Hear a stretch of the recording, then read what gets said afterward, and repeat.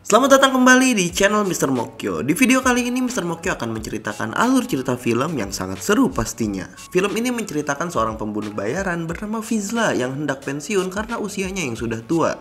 Hal tersebut memang sesuai prosedur perusahaan yang mempekerjakannya, yaitu Damokles, yang mempensiunkan agennya saat berumur 50 tahun. Tetapi sialnya, bos perusahaan tersebut yang bernama Mr. Blood tidak mau membayar uang pensiun Fizla yang jumlahnya sangat banyak. Hal tersebut membuat Fizla diburu oleh agen Damokles lainnya atas perintah Mr. Blood. Lantas, bagaimana nasib Fizla? Mampukah ia bertahan dari serangan yang dikirim bosnya dan pensiun dengan tenang? Untuk tahu kisah serunya, tonton video ini sampai habis ya. Let's check it out.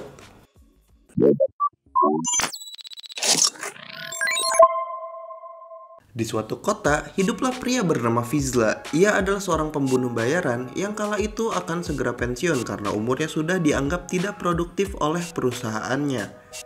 Suatu hari, ia sedang ke rumah sakit untuk memeriksa kondisi kesehatannya.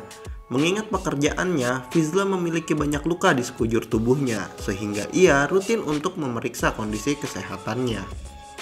Saat itu, dokter sempat merekomendasikan untuk melepas sebuah lempengan logam yang tertanam di tubuh Fizla, tetapi Fizla berkata bahwa akan membiarkannya, karena mungkin suatu saat akan berguna. Selain itu, Fizla juga memiliki seorang konsultan keuangan yang mengatur keuangannya. Karena hasil kerjanya, Fizla memiliki banyak uang di tabungannya. Ia pun memiliki dana pensiun yang luar biasa besar, yaitu 8 juta US dollar, yang akan dibayarkan perusahaannya setelah ia ulang tahun ke-50. Selain itu, Fizla juga rutin memberikan donasi sebesar 200.000 US dollar pada sebuah rekening bank setiap tahun. Setelah selesai dengan konsultan keuangannya, Fizla menelepon seseorang yang bernama Vivian. Fizla mengajak Vivian bertemu di suatu tempat. Saat mereka bertemu, Fizla bertanya mengenai kematian seorang agen bernama Michael yang tewas baru-baru ini. Diketahui bahwa perusahaan yang mempekerjakan Fizla bernama Damokles. Vivian menjelaskan bahwa ia dibunuh oleh gangster dari Meksiko yang dipimpin oleh Gonzales saat sedang berada di Chili. Vivian juga memberitahu bahwa Michael merupakan agen Damokles keempat yang terbunuh hingga saat ini. Vivian lantas menyampaikan bahwa bosnya yang bernama Mr. Blood meminta Fizla untuk membalas dendam dengan menghabisi Gonzales yang sedang berada di Rusia. Fizla pun menolak permintaan tersebut karena masih banyak agen Damokles lain yang bisa mengerjakan hal remeh semacam itu. Meski Vivian sempat memaksa dan memberikan penawaran yang menggiurkan, Fizla tetap tidak mengambil tawaran tersebut dan meninggalkan Vivian. Saat menuju perjalanan ke arah rumahnya, Fizla sempat mampir ke sebuah toko. Di sana ia melihat seseorang yang menjual seekor anjing. Fizla pun membelinya dan membawanya ke rumah. Di malam hari, ia menonton video tentang bagaimana merawat anjing, tetapi tak lama ia tertidur. Ia lantas kembali terbayang tentang kejadian tragis saat dulu ia bekerja, yaitu saat ia salah target dan menghabisi orang tak bersalah, sehingga menyebabkan seorang anak perempuan menjadi yatim piatu. Tetapi ia tidak menghabisi anak tersebut dan membiarkannya hidup. Seketika ia pun terbangun kaget dan tak sengaja menembak anjing yang baru ia beli hingga mati. Keesokan paginya, saat Fizla mengubur anjing, ia melihat seorang gadis yang menghuni kabin di seberang rumahnya. Terlihat, gadis tersebut tidak dapat memotong kayu bakar. Hal tersebut membuat gadis itu frustasi sehingga ia pergi untuk mencari bahan bakar lain. Fizla yang melihat itu lantas memotongi kayu bakar tersebut tanpa sepengetahuan gadis itu. Pada malam hari, secara diam-diam, ternyata Fizla mencari tahu gangster yang bernama Gonzales. Lantas ia pun berangkat ke Rusia dan menginap di hotel tempat Gonzales berada. Dengan menyamar sebagai tukang reparasi, Fizla akhirnya beraksi dengan membuat Gonzales merasa terganggu saat sedang berpesta. Sehingga ia marah lalu keluar kamar dan menegurnya. Fizla lantas menyerang Gonzales dengan tampil dan berhasil melumpuhkan Gonzales. Fizla dengan sengaja membuat Gonzales berteriak agar anak buah Gonzales keluar kamar sehingga Fizla dapat menghabisinya. Fizla lantas memeriksa kamar Gonzales dan mendapati dokumen berisi data dirinya. Lantas ia bertanya siapa yang menyuruh Gonzales menghabisi dirinya. Gonzales pun menjawab bahwa ia tidak tahu. Tanpa bertanya kembali, Fizla langsung membunuh Gonzales.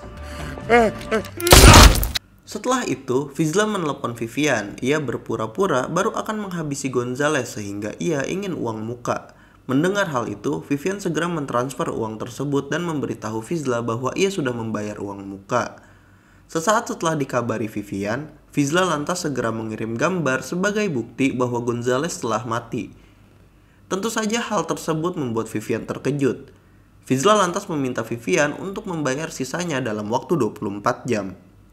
Fizla juga mengatakan bahwa ia dijebak karena Gonzales memiliki dokumen tentang dirinya, yang artinya bahwa ia sedang dijadikan target. Fizla berharap semoga Vivian tidak terlibat dalam hal tersebut. Vivian yang panik lantas segera menemui Mr. Blood dan memarahinya karena mengirim Gonzales untuk menghabisi agen sekelas Fizla. Dengan santai, Mr. Blood mengatakan agar Vivian tetap tenang. Vivian menyarankan agar Mr. Blood membayar saja uang pensiun Fizla. Tentu saja Mr. Blood menolak karena ia merasa tidak perlu membayarkan uang itu sebelum Fizla ulang tahun. Tetapi Vivian mendesak untuk setidaknya membayar sisa upah dari misi yang sudah diselesaikannya sebelum Fizla datang ke markas dan menghabisi Mr. Blood beserta dirinya. Mr. Blood pun mengizinkan Vivian untuk mentransfer uang tersebut. Pada suatu siang, Fizla akhirnya berkenalan dengan tetangganya yang bernama Camille. Setelah sering bertemu di kota, akhirnya Camille memberanikan diri untuk berbicara pada Fizla. Suatu hari terlihat mereka berbincang di sebuah kafe. Di sana Camille mengatakan kesannya terhadap Fizla. Di sana juga Camille mengajak Fizla untuk mengisi kelas di sekolah SD. Yang intinya, Camille ingin Fizla mulai bersosial dengan sekitar. Singkat cerita, mereka pun dekat. Hingga suatu hari, Fizla memberikan hadiah pada Camille sepucuk pistol. Tidak hanya di situ, Camille juga diajari bagaimana menggunakan pistol tersebut. Tetapi saat latihan, entah mengapa Camille sangat tertekan hingga membuatnya menangis. Akhirnya mereka pun memutuskan untuk pulang dan bercengkrama saja di rumah Camille. Di sana, Camille menceritakan masa lalunya yang menyebabkan ia memiliki trauma dan dendam mendalam. Ia juga mengatakan bahwa ingin rasanya membunuh orang yang ia benci supaya semua yang menghantuinya sirna. Mendengar hal itu, Fizla pun merasa iba pada Camille. Di saat yang sama, ternyata Mr. Blood sudah memerintahkan tim pembunuhnya untuk mencari tempat tinggal Fizla. Tim itu terdiri dari Hilde yang merupakan pacar Mr. Blood, kemudian Cindy, Facundo, Carl, dan Alex. Mereka adalah tim yang dibentuk Mr. Blood untuk menghabisi agen Damocles yang akan segera pensiun. Saat itu, Vivian berbohong pada Fizla karena faktanya kematian Michael sebenarnya bukan ulah Gonzales, melainkan ulah tim tersebut. Singkat cerita, mereka pun akhirnya ditugaskan untuk membunuh Fizla sehingga mereka mendatangi konsultan keuangan Fizla untuk mencari tahu tempat tinggal Fizla. Setelah itu, mereka pun mendatangi satu persatu tempat yang menurut dokumen dimiliki oleh Fizla. Tetapi mereka tidak menemukan satupun tempat yang dihuni oleh Fizla. Saat pencarian sudah buntu, mereka tiba-tiba saja menemukan bukti transaksi yaitu donasi rutin ke sebuah rekening bank. Karena curiga, mereka pun lantas mendatangi kota di mana bank tersebut berada.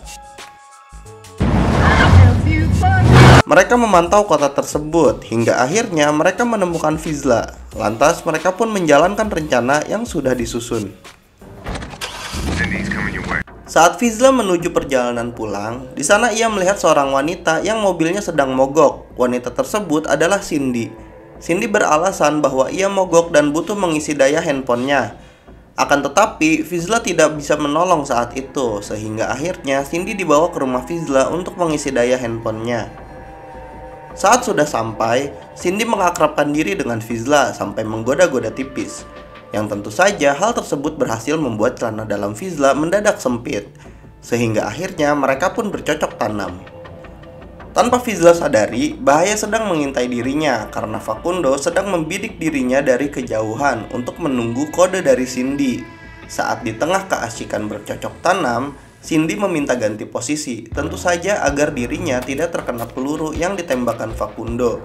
Saat sudah memenuhi kondisi yang diinginkan, Facundo lantas segera menembakkan senapannya. Hebatnya Fizla, ia bisa tahu bahwa ada yang menembaknya meski sedang enak-enak. Dengan cepat, ia menukar posisinya sehingga peluru malah mengenai Cindy. Tetapi Cindy belum mati sehingga ia masih bisa memberi informasi pada rekannya. Lantas Fizla segera melempar kampak ke kepala Cindy. Cindy pun tewas. Facundo yang kehilangan kontak dengan Cindy meminta Hilde dan Carl untuk segera menyergap masuk. Tetapi Hilde dan Carl yang masuk ke rumah Fizla tidak dapat menemukan Fizla. Facundo pun mencari di sekitar tetapi ia tidak menemukan apapun. Saat Facundo kebingungan, ia pun dikejutkan dengan kehadiran Fizla yang ternyata sudah ada di belakangnya. Tanpa basa-basi, Fizla pun menembak kepala Facundo. Facundo pun tewas. Fizla lantas mengambil alat komunikasi Facundo dan berbicara pada Hilde dan Carl, sehingga mereka segera bersembunyi dan terjebak di dalam rumah Fizla. Fizla segera menembak seluruh lampu yang menyala di rumahnya. Setelah gelap, ia pun menyalakan pendeteksi panas untuk mengetahui musuh yang berada di rumahnya. Hilde lantas menyuruh Carl untuk segera keluar dan ke lokasi Facundo. Ia pun menyalakan flare sehingga membuat Fizla tidak bisa melihat posisinya. Sementara Hilde mengulur waktu dan mengalihkan perhatian Fizla, Carl berjalan menuju lokasi Facundo. Sesampainya di sana, Carl menembaki gundukan yang ia pikir adalah Fizla. Ternyata Fizla sudah bersembunyi di atas pohon dan langsung menghabisi Carl. Tersisa Hilde di dalam rumah dan flare pun tidak lama habis. Fizla akhirnya mendapatkan posisi Hilde, sehingga ia dapat menembak Hilde hingga tewas. Setelah ia rasa sudah tidak ada ancaman, Fizla memeriksa kantong orang-orang yang ingin menghabisinya. Ia pun lantas menemukan kunci sebuah losmen. Fizla pun segera ke sana untuk mencari dalangnya. Sesampainya di sana, ia hanya menemukan seorang gadis pecandu narkoboy yang tak sadarkan diri. Saat akan pergi, gadis itu pun melantur dan menanyakan apakah komplotannya berhasil menangkap teman perempuan Fizla. Lantas dengan segera Fizla segera ke rumah Camille untuk memastikan keselamatannya.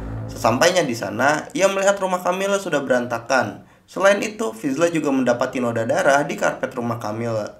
Karena merasa bertanggung jawab, akhirnya Fizla memutuskan mencari Camille. Keesokan paginya, ia menemui teman lamanya di sebuah bar. Orang tersebut bernama Porter. Fizla bercerita bahwasanya ia sedang diburu. Lantas Porter menerangkan bahwa hal tersebut terjadi karena Mr. Blood tidak ingin membayar uang pensiunnya. Karena jika yang berhak atas uang tersebut mati, maka uang tersebut akan diberikan ke ahli warisnya. Akan tetapi, mengingat pekerjaan mereka adalah pembunuh bayaran, jadi tidak mungkin memiliki keluarga ataupun saudara, sehingga uang tersebut akan menjadi milik perusahaan. Setelah tahu alasan tersebut, Fizla lantas menanyakan di mana kira-kira Mr. Blood menyembunyikan Camille yang diculik. Menurut Porter, tentu saja Camille dibawa ke rumahnya, karena di sanalah benteng terakhir Mr. Blood.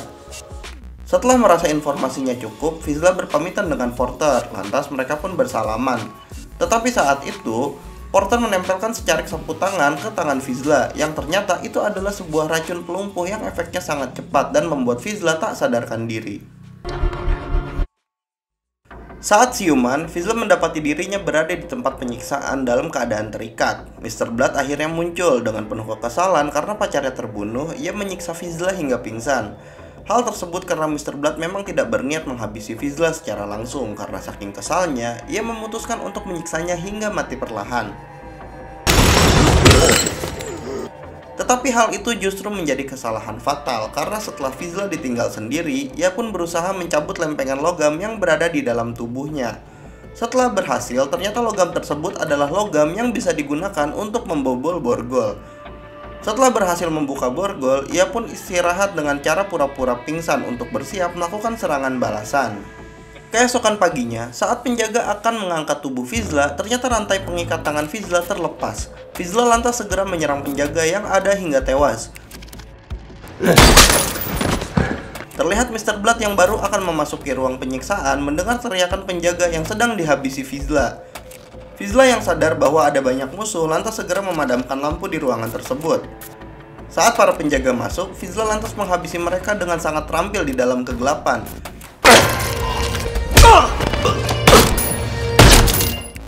Hal tersebut membuat Mr. Blood takut dan segera kabur. Para penjaga yang masih hidup juga tidak menyerang, mereka malahan memilih mundur dan bertahan. Fizla lantas segera keluar dan berusaha melarikan diri dari tempat penyiksaan. Sepanjang pelariannya, ia menghabisi setiap penjaga yang ia lewati. Hingga akhirnya ia berhasil keluar dari tempat penyiksaan itu.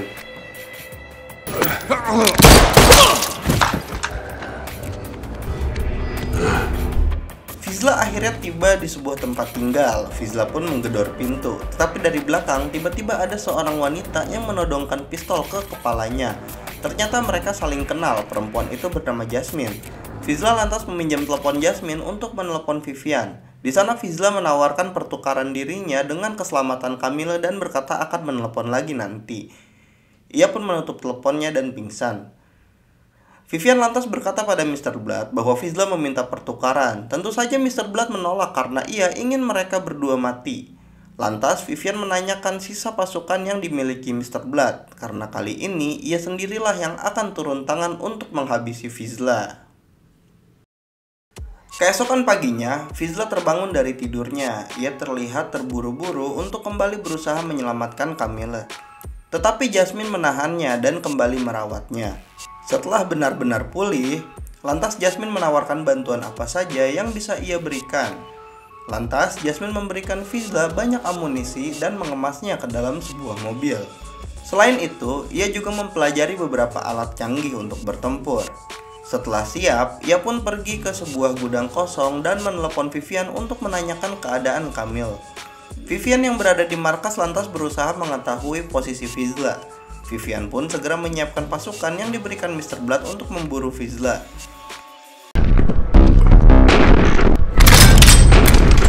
Fizla kembali menelepon Vivian dan mengatakan bahwa pertukarannya akan dilakukan besok. Tetapi kali ini Fizla menelepon lebih lama sehingga posisinya dapat diketahui oleh Vivian yang sedang bersama pasukan Mr. Blood. Lantas mereka segera menuju ke lokasi tersebut untuk menghabisi Fizla. Sesampainya di sana, Vivian langsung menemui Fizla dan mengatakan bahwa kali ini ia sudah tidak bisa kemana-mana lagi. Fizla dengan santainya meladeni Vivian berbicara dan mengatakan bahwa ia telah lengah. Vivian lantas mengucapkan kata perpisahan dan menyuruh pasukannya untuk menghabisi Fizla. Mr. Blood yang berada di markas dengan sumringah menyaksikan detik-detik kematian Fizla. Tetapi tak disangka saat pasukannya akan menembak, Fizla menyerang terlebih dahulu dengan senapan mesin yang telah ia siapkan. Sehingga pasukan Mr. Blood beserta Vivian tertembak dan dibuat tidak berdaya. Fizla sebenarnya sengaja menelepon lebih lama agar posisinya terlacak oleh Vivian, karena sebenarnya ia sengaja memancing pasukan tersebut untuk masuk ke dalam jebakannya, dan hal tersebut berhasil. Mr. Blood yang menyaksikan dari kejauhan lantas panik bukan main, sehingga ia pun mengumpulkan pengawalnya yang tersisa untuk mengantisipasi kedatangan Fizla ke markasnya. Vivian dalam keadaan sekarat lantas berhadapan dengan Fizla. Tanpa berkata apapun, Fizla meninggalkan Vivian begitu saja. Ia pun segera menuju ke tempat Mr. Blood. Tak butuh waktu lama, Fizla akhirnya sampai di tempat Mr. Blood. Pasukannya yang sudah berkumpul pun pada akhirnya memilih untuk tidak melakukan perlawanan sama sekali karena mereka tidak mau mati konyol. Yang lebih parah lagi, pasukannya malah memberitahu lokasi keberadaan Mr. Blood. Tak menunggu lama, Fizla berhasil menemukan Mr. Blood. Ia pun mengambil sebuah kapak yang ternyata untuk membuat kepala Mr. Blood terpisah dari tubuhnya. Setelah menghabisi Mr. Blood, Fizla akhirnya menemukan Camille dan membawanya pulang. Terlihat Camille tidak berdaya karena terus-terusan dijejali obat penenang. Fizla pun merawat Camille hingga sembuh. Keesokan paginya, Fizla terbangun dan melihat ke kamar Camille, tetapi yang ia lihat hanya tumpukan potongan koran yang memberitakan kematian satu keluarga di dalam sebuah mobil, dan korban yang selamat hanya seorang anak perempuan dari keluarga tersebut. Pikiran Fizla pun lantas mengilas balik tentang kejadian salah target yang pernah dialaminya. Di saat itu, ia pun ditodong pistol oleh seseorang yang tak lain adalah Camille. Ternyata Camille adalah anak perempuan yang selamat dari kejadian maut itu. Ia juga adalah penerima donasi yang setiap tahunnya diberikan oleh Fizla. Camille berkata bahwa selama ini ia sangat ingin menemukan pembunuh keluarganya untuk membalas dendam. Di saat itu Fizla hanya bisa pasrah karena ia selama ini juga tersiksa akibat kejadian tersebut, sehingga ia rela jika Camille menembak mati dirinya, dan Camille pun menembakkan pistolnya. Tetapi ternyata tembakan Camille tidak mengenai Fizla. Terlihat mereka sedang berbincang. Camille menjelaskan bahwa saat ia bertemu Fizla, ia justru bingung harus berbuat apa karena ia merasa bahwa bukan Fizla lah yang menginginkan orang tuanya mati. Lantas Camille bertanya, apakah Fizla dapat mencari orang yang menginginkan orang tuanya mati? Fizla lantas menjawab bahwa itu mungkin saja. Film pun selesai. Ya begitulah tadi alur cerita film Polar yang rilis tahun 2019. Sampai video ini tayang, kalian bisa menyaksikan keseruan film lengkapnya di layanan streaming Netflix ya. Jangan lupa like dan share video ini jika Anda suka. Tekan subscribe dan lonceng notifikasi biar kalian terus update video terbaru di channel ini. Nantikan video alur cerita film lainnya hanya di channel Mr. Mokyo. Bye bye.